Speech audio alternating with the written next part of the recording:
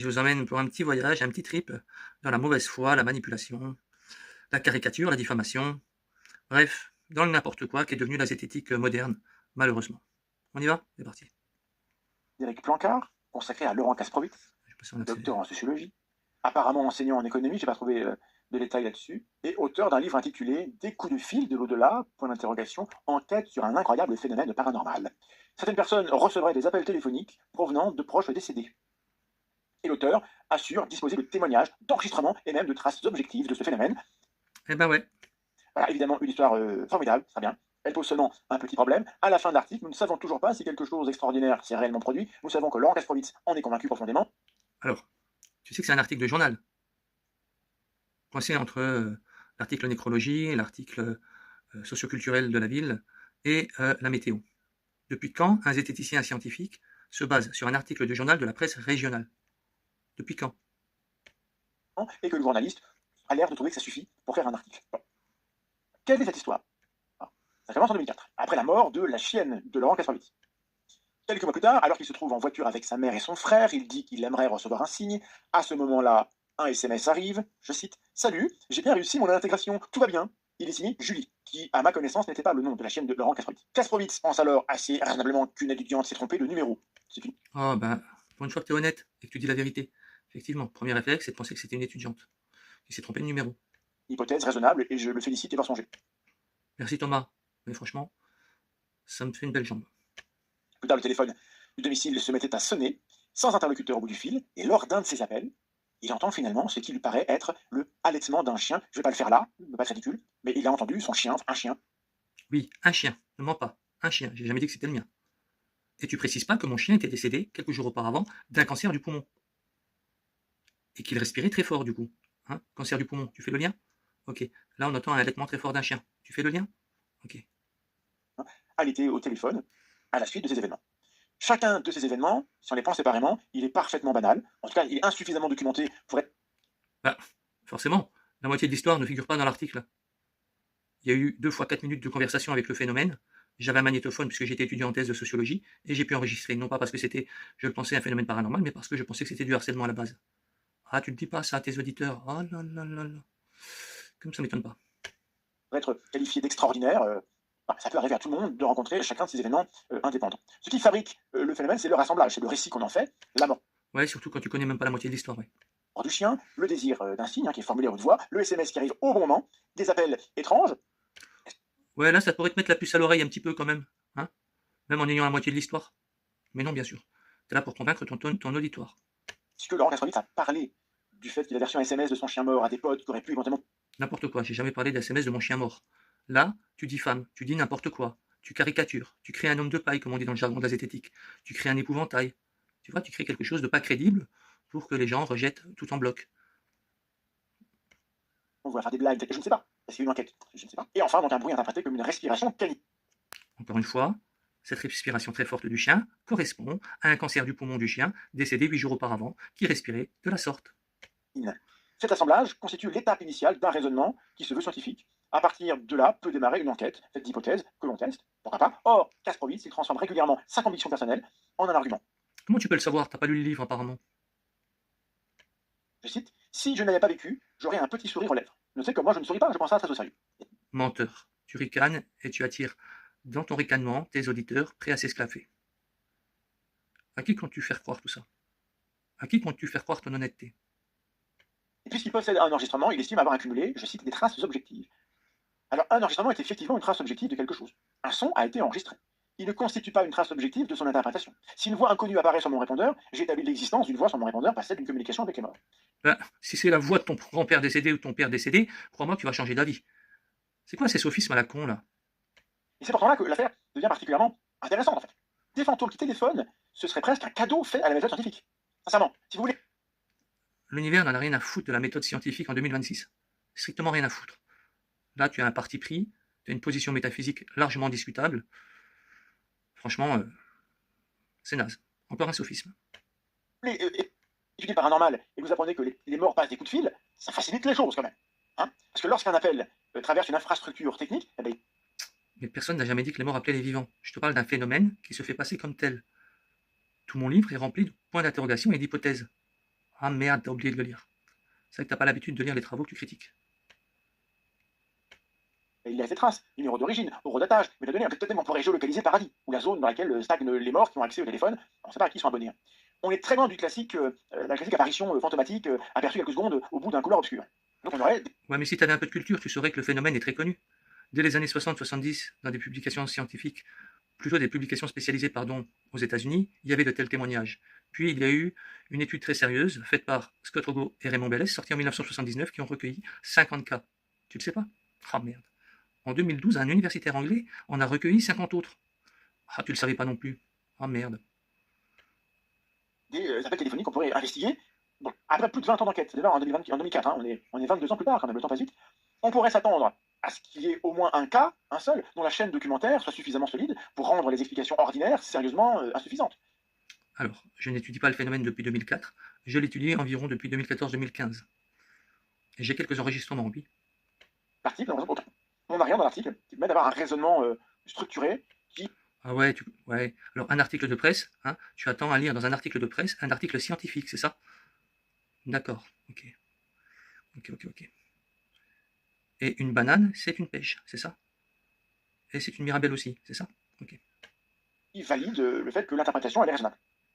Alors, je ne résiste pas au fait de vous citer un passage où on mentionne un appel qui est attribué au chanteur C. Jérôme, voilà, retrouvé sur un répondeur après son enterrement, hein, parce qu'avant il n'était pas mort, et dans lequel une amie de son épouse aurait reconnu une expression familière de l'artiste. L'enregistrement aurait même été diffusé à la télévision.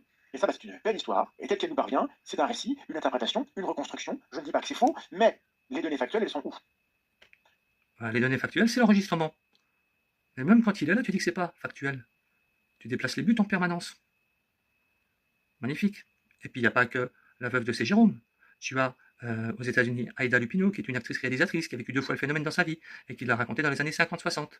Tu as Dean Koontz, un auteur américain, qui a raconté un tel phénomène. Tu as Mickey T. Williamson, un acteur de cinéma, qui a raconté avoir vécu le phénomène. Tu vois, il y a plein de monde là, qui ont vécu le phénomène. Et même dans tes commentaires là sous ta vidéo, il y a des gens qui racontent avoir vécu le phénomène. Ah punaise, t'es merde. T'es embêté là. Il n'y en a pas, et le journaliste pourrait nous le dire. Ce serait bien. Et pourtant, Kasprowitz finit par conclure, la seule hypothèse que je retiens, c'est que notre réalité n'est pas du tout ce qu'on croit. Drop the mic. Donc là, on a un saut qui est quand même très audacieux. Bah ouais, quand le phénomène survient avec coïncidence, je vais t'en donner un en vitesse. Moi, par exemple, la veille du phénomène, j'ai eu la coïncidence du texto, tu l'as noté tout à l'heure. Une fois, un Polonais, enfin quelqu'un qui a des vagues connaissances en polonais, reçoit un appel d'un mourant sur son lit d'hôpital qui dit de dire adieu à sa voisine, à la voisine de ce jeune Français qui a des connaissances en polonais, et il comprend un peu le message en polonais qui lui est dit, et ce qu'il lui est dit au téléphone, c'est que je suis mourant, et passe le message à ma fille en lui disant adieu. Sauf que la personne appelle de son lit de mort, et qu'elle est incapable de passer l'appel, et elle appelle de Pologne, tu vois, avec les difficultés pour sortir un appel de Pologne. Voilà. Coïncidence, lui, il avait des notions de polonais, tu vois, c'est une petite coïncidence comme ça, voilà, que je te balance. D'une série de coups de fil. Donc tu vois, ça remet en question la nature de notre réalité. Quand des éléments qui coïncident entre notre psyché et des survenus dans le monde matériel, eh bien, on peut parler de synchronicité, de coïncidence étrange, ouais, très étrange même. T'as jamais connu ça, je ne sais pas pourquoi, d'autres en connaissent, et d'autres savent que tu racontes n'importe quoi. Fil bizarre, mal documenté, on devrait inférer qu'il faut réviser totalement la nature du réel. Merci, laisse. Mal documenté, tu lis 4 lignes dans une feuille de papier, dans une feuille de chou. C'était extraordinaire. Je savais que tu avais régressé en termes de science. Je savais que tu n'étais plus le scientifique que tu étais par le passé, mais juger une recherche à partir de 4 lignes dans un article de journal, c'est quand même fort de café. Au-delà du récit, on a des éléments qui reviennent. Le diplôme de Laurent Kasprowitz, il est bien docteur en sociologie. Sa thèse soutenue à Metz en 2008 porte sur la consommation cinématographique et la réception des films à Longwy. Longwy, c'est une ville près de la frontière, près de Thionville. Pas loin de chez moi, hein, c'est un... Écoute, je t'invite à boire un café. T'inquiète pas, je suis un non-violent. On ira se boire un bon petit café. Je te ferai écouter l'enregistrement en entier. Et tu fermeras ta gueule. Un journal de ma région. Hein, ça n'empêche pas, évidemment, qu'il puisse étudier autre chose que la consommation cinématographique, mais ça interdit de transformer docteur en sociologie en compétences particulières. C'est faux ce que tu dis. C'est faux. Quand tu interroges des dizaines et des dizaines de personnes, quand tu fais une analyse thématique, quand tu recoupe les résultats de ta propre recherche avec des recherches précédentes. Je cite celle de 79, celle de 2012 et celle des années 80, l'étude italienne. Il y a même eu une recherche américaine, un peu moins sérieuse certes, qui consistait seulement en de recueil de témoignages américaines. Eh bien, quand tu recueilles tout ça, il faut quand même avoir quelques compétences. Et un diplôme de docteur en sociologie, crois-moi, ça aide. Ah, t'as pas l'air de croire, mais moi je te le dis. Concernant l'acoustique, les réseaux téléphoniques, la cognition ou la survie de la conscience. Le cas est d'autant plus intéressant qu'il a déjà circulé dans la littérature parapsychologique. En 2017, le psychologue Renaud Evrard publie un article consacré aux expériences anormales de télécommunication, à partir notamment de cas recueillis par... Ouais, Renaud Evrard, tu sais, président de la parapsychological, pardon, excusez-moi, association, une des plus prestigieuses associations de recherche en parapsychologie, tu vois, qui fait partie de l'AAAS aux États-Unis, hein, qui défend la science et qui édite notamment la revue Science. Tu sais, tout ce que tu ignores en fait. M. Kasprovitz. Il y présente 5 de ses témoignages et explique avoir lui-même écouté l'enregistrement du cas personnel de Kasprovitz. Bah ouais, j'ai même voulu te le faire écouter à l'époque, t'as pas voulu. T'as pas voulu, Thomas. On aurait pu l'agréger l'affaire il y a 10 ans, mais t'as pas voulu. Aïe, aïe, aïe. L'article envisage ensuite que certains de ces événements puissent correspondre à des phénomènes psychokinétiques, pourquoi pas, associés aux télécommunications. Bah ouais. Evrard conclut à un manque de données scientifiques disponibles et à la nécessité de recherches supplémentaires, parce qu'il faut toujours demander des recherches supplémentaires pour prolonger une carrière en parapsychologie. Non, non, Thomas, il faut toujours demander des recherches supplémentaires dans tous les domaines de la science. Absolument tous. Comment tu peux l'ignorer? Comment tu peux dire le contraire à tes auditeurs? ça s'arrête très vite.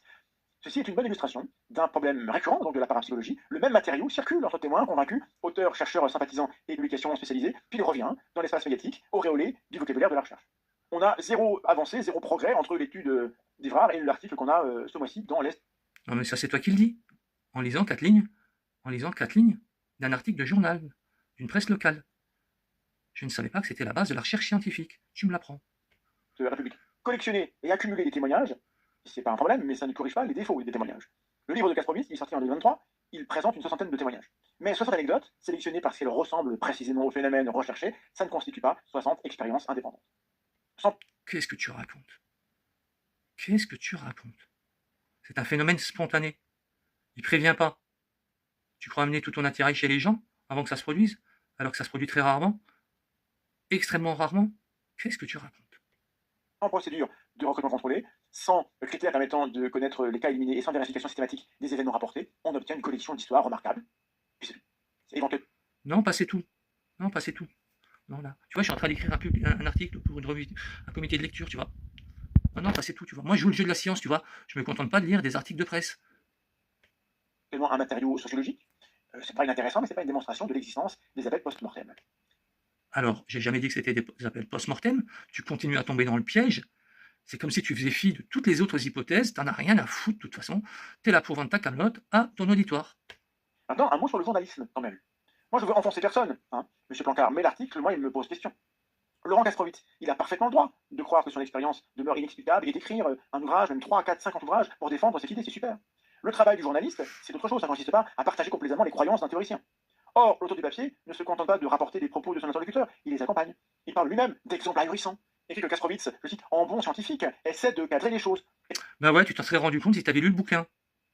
Ouais. Tu vois, des fois, les journalistes, ils expriment une opinion. Tu vois, excuse-moi, je vais t'apprendre un truc. De toute façon, c'est très flagrant pourtant. Hein. En politique, c'est très flagrant, mais là, t'aurais pu t'en rendre compte aussi. Tiens, un journaliste exprime une opinion. Waouh. Et c'est pas un scoop, en fait. Et utilise le mot phénomène comme si l'existence de celui-ci était déjà acquise. Mais qu'a-t-il vérifié? Je pose la question. Ben, pour vérifier, il faut être un chercheur. Tu vois. Or, on n'est que quelques chercheurs sur ce phénomène. Ah ouais. A-t-il écouté l'enregistrement, demandé à voir les relevés téléphoniques, retrouver la séquence Sanon et Jérôme? Tiens, par exemple, tu sais pas que souvent les traces d'appel sont inexistantes, tu vois. Ou alors on a des chiffres inconnus, des numéros de chiffres très bizarres. Tu vois, tu savais pas ça. Consulter un spécialiste des télécommunications, un acousticien, un psychologue travaillant dans les morts du deuil, essayer seulement d'obtenir une explication concurrente, rien dans l'article ne permet de le penser. Et c'est d'autant plus étrange que le papier ne répond même pas à une actualité manifeste. Alors c'est magnifique parce que toi, tu prétends détenir ce que c'est que le statut de la preuve du paranormal. Donc si un acousticien détecte quelque chose d'anormal dans la voix, tu vas dire, enfin, ouais, c'est paranormal. Mais là, je te crois pas, parce que tu vas encore déplacer les buts et tu vas dire, non, il pourrait s'agir d'un billet technologique. Voilà. Et ben oui, parce que les billets technologiques peuvent aussi modifier les voix. Tiens, je te l'apprends peut-être aussi là. Je te connais, tu déplaces les buts en permanence. Il affirme que Kastrowitz a publié récemment son livre chez Guy Daniel. Alors Guy Daniel, au secours. Hein. Or, l'ouvrage Ouais, au secours, ouais. Au secours aussi les éditeurs qui t'ont édité, ouais. est paru le 7 décembre 2023. Ça fait 2 ans et 8 mois. Aucun nouveau résultat, aucune nouvelle enquête. Ben, tu dis n'importe quoi, tu es au courant de rien. Tu m'as demandé si j'avais poursuivi l'enquête ou pas? Tu m'as demandé si j'avais recueilli des nouveaux témoignages? Tiens, je t'en donne un là, vite fait. Un psychologue me rapporte un témoignage d'un ami psychologue qu'il consulte en plus, hein, et qui lui dit, quelques jours après le décès de son fils, sur l'autoradio s'écrit en toutes lettres le prénom du fils et ne veut pas l'enterrement. Voilà. Sur l'autoradio de la voiture. Clairement, c'est resté quelques secondes. Tout le monde l'a vu. Voilà, voilà. Découverte récente ne justifie explicitement une publication en août 2026. Donc je m'interroge, je ne comprends pas. C'est un peu paranormal. La presse quotidienne régionale, elle peut évidemment publier autre chose que des enquêtes d'investigation. Elle peut raconter des personnages, des curiosités locales et des histoires amusantes. Ouais, elle pourrait aussi s'occuper de ton cas et de voir à quel point tu as harcelé énormément de gens. Tu as fini au tribunal pour énormément d'histoires et ça continue et ça continue. Est-il normal qu'un article emprunte les signes de l'information scientifique en plus, tout en renonçant au travail qui permet de distinguer une information d'un récit promotionnel? La charte des Promotionnel, tu te contredis là. D'un côté, tu dis que le livre il est sorti il y a 3 ans, et de l'autre, tu dis que je suis en promotion, 3 ans après. Alors que le livre il est en rupture de stock. Va voir sur Amazon, tu verras. Il est actuellement en rupture de stock depuis 2 semaines. Tu dis n'importe quoi. Mais parce que t'es pas après. L'éthique professionnelle des journalistes français place précisément parmi les piliers du métier l'esprit critique, la véracité et l'exactitude et qualifie la toutes les choses que tu professes mais que tu n'appliques jamais. non-vérification des faits de dérives professionnelles graves. Ces exigences ne disparaissent pas parce qu'on travaille dans une rubrique insolite ou dans un quotidien régional. Au terme de l'article, le lecteur connaît donc très bien l'étonnement de Laurent Kastrowitz. Il sait qu'il est docteur, qu'il possède un enregistrement et qu'il pense que la réalité est plus étrange que nous l'imaginons. Ce qu'il ignore, c'est juste l'essentiel. Existe-t-il la moindre bonne raison de partager son étonnement? Ben, si tu avais lu tous les livres sur le sujet et toutes les publications scientifiques sur le sujet, tu commencerais peut-être à te poser la question. Mais c'est pas ton genre.